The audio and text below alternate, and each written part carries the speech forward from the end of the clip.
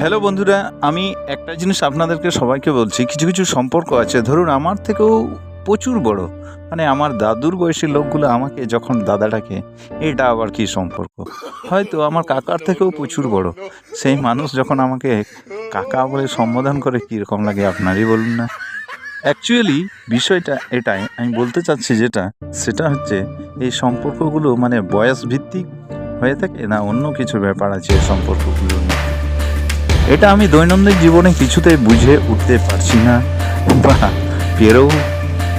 পৃথিবীর শ্রেষ্ঠতম বুদ্ধিমান জীব হচ্ছে মানুষ। সম্পর্ক তৈরি করেছিল তারা নিজেদের মধ্যে সব কিছু সামঞ্জস্য বজায় রাখার জন্য। এই জন্যেই মানুষকে বলা হয় পৃথিবীর শ্রেষ্ঠতম জীব। কিন্তু এই সম্পর্কের টানপোড়েনে মানুষ আজ মৃত্যুর দিকে ক্রমশ চলে যাচ্ছে। সম্পর্ক নামক বস্তুটা কিন্তু অন্যদিকে চলে গেছে। সব সম্পর্কই কিন্তু টাকার মধ্যে দিয়ে মাপকাঠি তৈরি করা আছে। যার প্রচুর টাকা আছে সে, আবার কিছু কিছু সময় আপনারা দেখবেন খুব যারা প্রচুর বড় লোক, যাদের প্রচুর টাকা পয়সা আছে, তাদের মধ্যে শ্রদ্ধা ভক্তি বলে কিছু নেই। বাবা মা সাথে কীরকম কথা বলতে হবে সেটুকু জ্ঞান নাই। এটা আবার বাবা কিসের সম্পর্ক রে, বাবা ছেলে একসাথে নিজেদের মধ্যে বাকবিতণ্ড, নোংরা ভাষায় অশ্লীল ভাষায় গালাগালি, সে বিরাট ব্যাপার।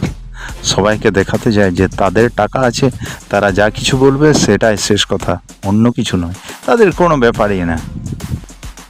আবার আবার একটা সম্পর্ক আছে, যে সম্পর্কটার নাম হচ্ছে টাকা দিয়ে সম্পর্ক। এই টাকার মাধ্যমে নিজের থেকেও সবচাইতে গুরুজন বয়স্ক মানুষকেও কিন্তু তুই তাকারি করা যায়। এটা আবার কীরকম সম্পর্ক?